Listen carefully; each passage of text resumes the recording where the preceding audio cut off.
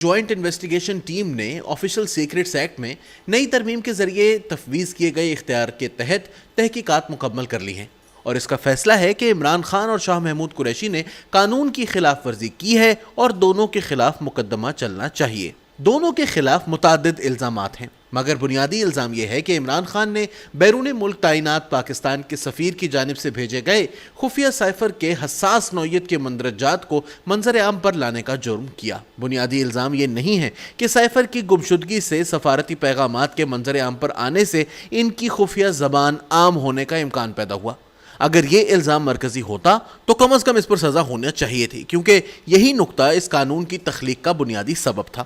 مگر عمران خان پر الزام ہے کہ اس بات کی پرواہ کیے بغیر کہ ریاست کو اس سے کیا نقصان پہنچ سکتا ہے، عمران خان نے سائفر کے مندرجات کو بدنیتی کے ساتھ افشا کر دیا۔ آفیشل سیکریٹس ایکٹ پہلی مرتبہ 1925 میں بنایا گیا تھا اور یہ تاج برطانیہ کے ایسے ملازمین کو سزائیں دینے کے لیے تخلیق ہوا تھا جن پر الزام ہو کہ انہوں نے وفاداری کو بھول کر یا غفلت میں حساس معلومات کو لیک کیا یا ان کا غلط استعمال کیا۔ 100 باتوں کی ایک بات، یہ قانون برطانوی سامراج کے حاضر سروس افسران اور خاص طور پر وردی میں ملبوس ہندوستانی شہریوں کو اس سیاسی نفسا نفسی کے دور میں نو آبادیاتی اقتدار کے ساتھ غداری کرنے سے روکنے کے لیے بنایا گیا تھا۔ قانون کا مقصد ان سرکاری افسران کو سلطنت برطانیہ کی خفیہ معلومات کو برصغیر کے محکوم باشندوں تک پہنچانے سے روکنا تھا۔ اس قانون کی اصل زبان تاج برطانیہ کے لیے ڈیوٹی سر انجام دینے اور اس فرض کو تاج برطانیہ کے ماتحت رہ کر یعنی سلطنت کے ایما پر ادا کرنے کی بات کرتی ہے۔ قانون میں موجود اصطلاح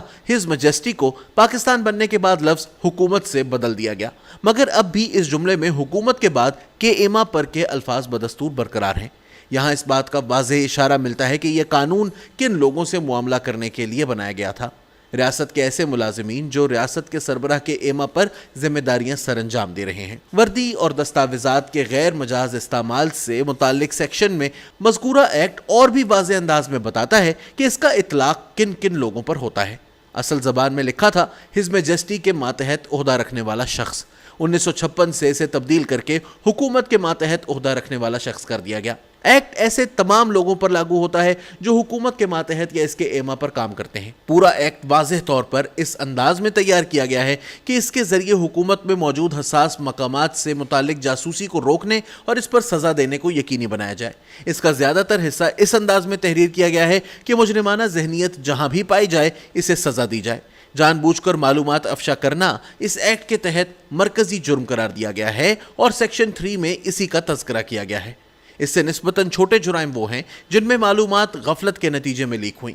سیکشن 5 میں یہ درج ہے۔ یہی وہ خلاف ورزی ہے جس کے بارے میں ہمیں بتایا جا رہا ہے کہ سابق وزیر اعظم عمران خان نے کی ہے۔ ڈی کوڈ کیے جا چکے سائفر کو گم کر کے عمران خان اس کی حفاظت میں ناکام ہو گئے یا انہوں نے ایسا عمل کیا جس سے سائفر کی سلامتی خطرے میں پڑ گئی۔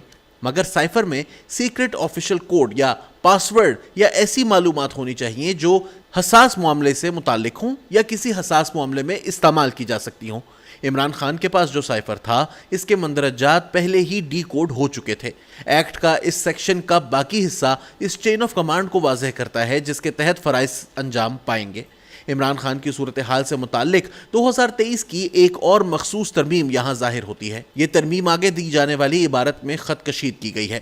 ایکٹ ایسے ڈاکومنٹ پر لاگو ہوتا ہے جو حکومت کے ماتحت کام کرنے والے اہلکار نے انہیں اعتماد کی بنیاد پر دیا ہو یا جو اس نے حاصل کیا ہو یا اپنے پاس رکھ لیا ہو جس تک انہیں حکومت کے ماتحت عہدہ رکھنے کی حیثیت سے دسترس حاصل تھی۔ عمران خان نے ڈی کوڈ شدہ سائفر کو اپنے پاس رکھ لیا۔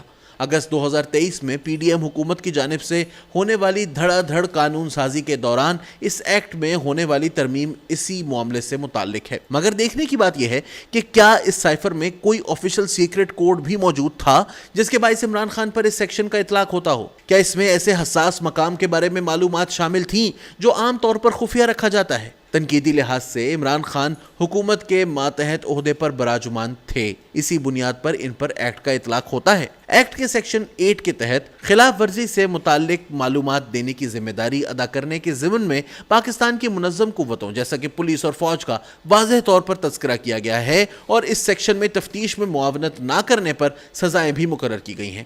نیٹ فلکس پر مقبول ٹیلی ویژن سیریز دا کراؤن میں ایک منظر ہے جہاں نوجوان ملکہ الزبتھ دوم ایک تقریب سے پہلے ہاؤس آف ونڈسر کی ملکیت میں رکھے زیورات سے جڑے متعدد تاج دیکھ رہی ہوتی ہیں، جن میں سے ایک انہوں نے پہننا ہوتا ہے۔ نوجوان ملکہ کو اپنے سامنے رکھے تمام تاج میں سے ایک منتخب کرنا ہے، مگر انہیں انتخاب کرنے میں دشواری پیش آ رہی ہوتی ہے۔ وہ تقریب میں پہننے سے پہلے ایک بار انہیں آزمائشی طور پر پہن کر دیکھنا چاہ رہی ہوتی ہیں اور ایک درباری سے کہتی ہیں کہ کیا وہ تھوڑی دیر کے لیے تاج کو مستعار لے سکتی ہیں؟ درباری اس سوال پر گڑبڑا جاتا ہے۔ مستعار؟ اسی پریشانی میں وہ سوال کرتا ہے اور مزید کہتا ہے، ملکہ معظمہ، یہ سارے تاج اگر آپ کی ملکیت نہیں ہے تو پھر کس کی ہیں؟ کیا خفیہ ہے اور کیا حساس؟ اس بات کا فیصلہ کرنے کا اختیار کس کو حاصل ہے؟ کیا منتخب وزیر اعظم سے زیادہ اچھی پوزیشن میں کوئی ہو سکتا ہے کہ جب اس کے سامنے کوئی اہم اور خفیہ چیز آتی ہے تو وہ فیصلے کرے کہ یہ عوام کے علم میں لائی جانی چاہیے یا نہیں؟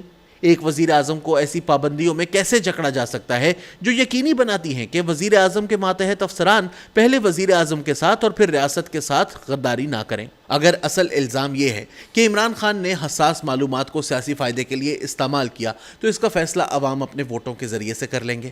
اگر وزیر اعظم نے اپنے حلف کی خلاف ورزی کی ہے تو یہ بھی ایسا معاملہ ہے جس پر عوام اپنے وزیر اعظم کو جواب دہ ٹھہرائیں گے، نہ کہ وزیر اعظم کے خلاف آفیشل سیکریٹس ایکٹ کے تحت کارروائی کی جائے گی۔ لیکن کیا یہ سائفر حساس معلومات پر مبنی تھا یا کیا اسے عوام کے سامنے اس طرح سے پیش کیا جانا چاہیے تھا جیسے کیا گیا؟ تو یقیناً یہ ایک ایسا فیصلہ ہے جو صرف اور صرف وزیر اعظم نے خود کرنا ہوتا ہے۔